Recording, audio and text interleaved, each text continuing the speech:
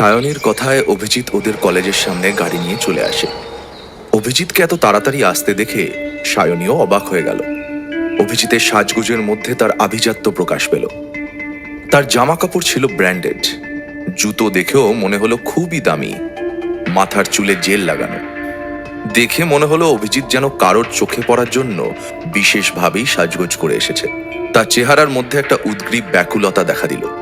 কিন্তু সব থেকে সবার যেটা আশ্চর্য লাগলো সেটা হলো অভিজিতের হাতে গোলাপের গুচ্ছ।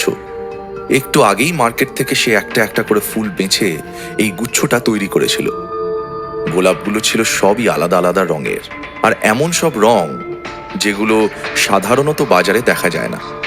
এই গুচ্ছটা দেখে বোঝা গেল সে কাকে এই ফুলগুলো দিতে চায়। অভিজিৎ গাড়ি থেকে নেমে সায়নীর দিকে এগিয়ে এলো। সায়নী অভিজিৎকে দেখেই বুঝতে পারল তার এত পরিপাটি সাজসজ্জা সবই ইপ্সিতাকে ইমপ্রেস করার জন্য। সায়নী অভিজিৎকে দেখে জিজ্ঞাসা করল, অভিজিৎ, এটা তোমার নতুন গাড়ি? অভিজিৎ তার নতুন কেনা দামি গাড়িটার দিকে খুব গর্বিতভাবে তাকিয়ে বলল, হ্যাঁ, এই তো আগের মাসে কিনলাম।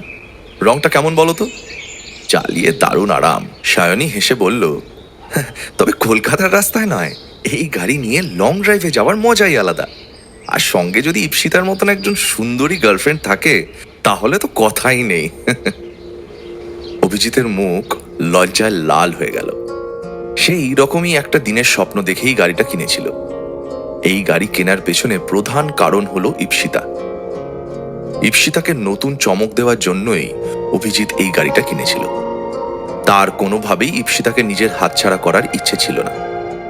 কিন্তু সে ঠিক বুঝতে পারছিল না কিভাবে ইপ্সিতাকে সন্তুষ্ট করা যাবে। তাই নিজের ক্ষমতায় যতটুকু সম্ভব সবটা সে করে দেখতে চাইছিল। অভিজিৎ এবার নিজের পকেট থেকে একটা ছোট্ট গয়নার বাক্স বার করে সায়নীকে দেখালো। তার মধ্যে একটা খুব সুন্দর ডায়মন্ড রিং রয়েছে।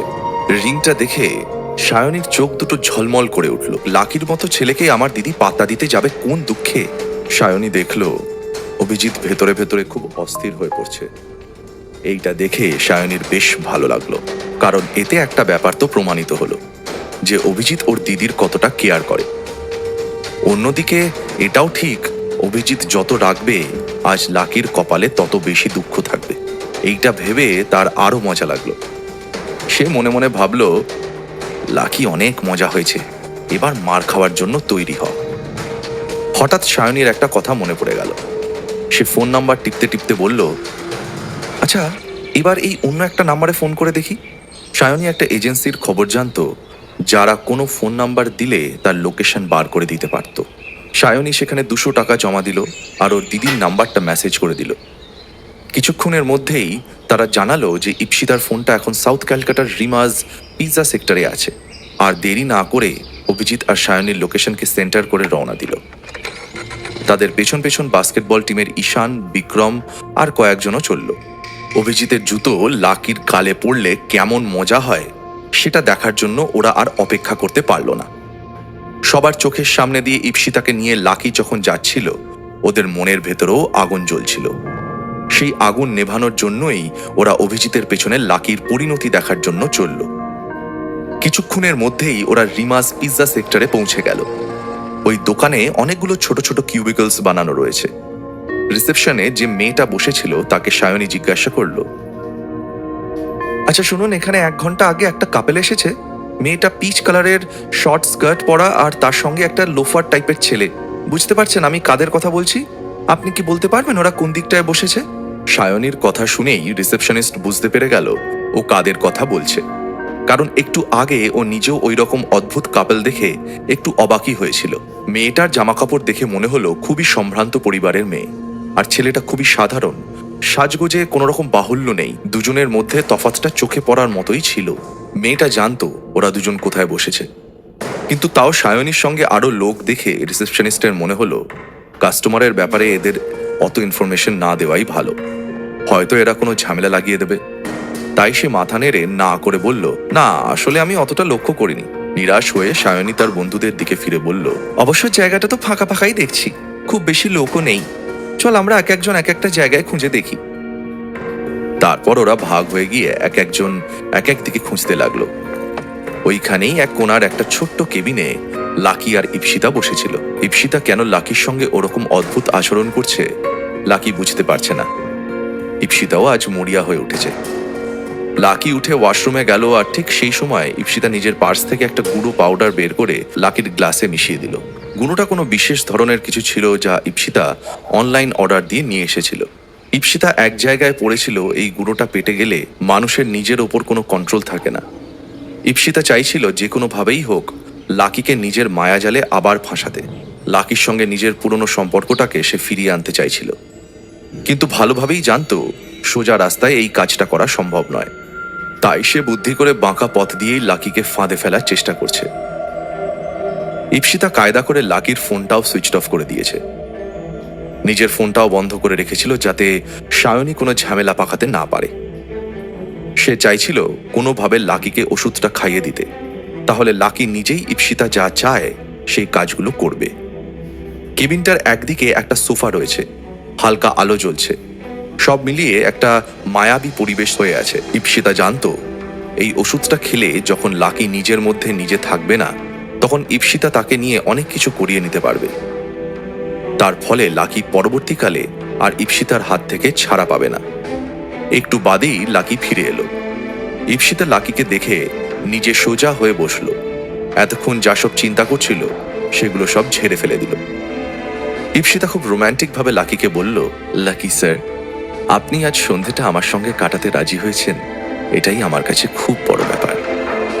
এই স্পেশাল কোল্ড ড্রিঙ্কটা আমি আনালাম আমাদের একসঙ্গে কাটানো এই সময়টা সেলিব্রেট করার জন্য।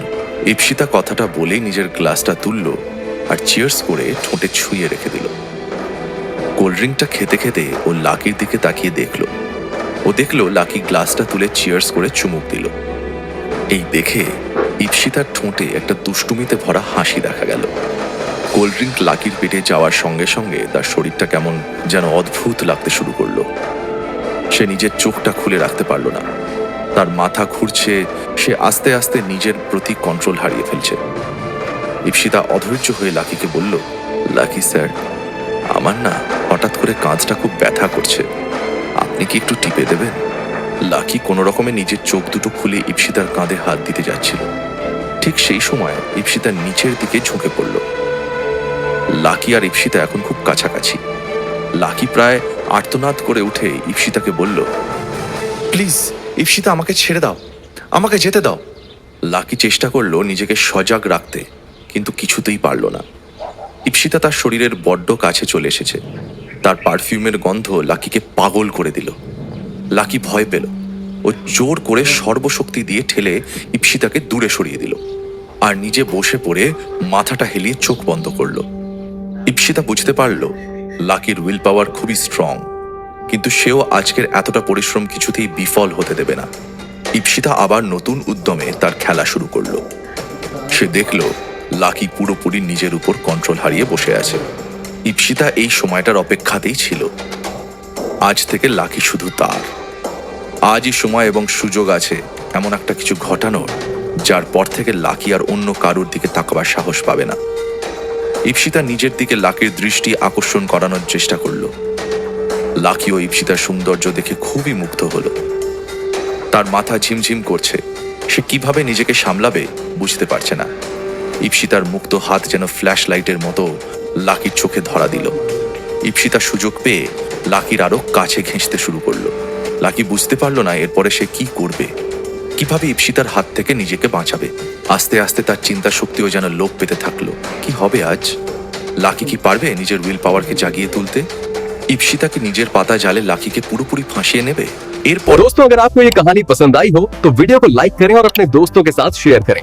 ऐसी ही और मजेदार और दिलचस्प कहानियों के लिए कृपया स्टोरी E2 चैनल को सब्सक्राइब करना न भूलें और बेल आइकन को दबाएं ताकि आपको हमारे सभी नए वीडियो के बारे में जानकारी मिलती रहे। धन्यवाद।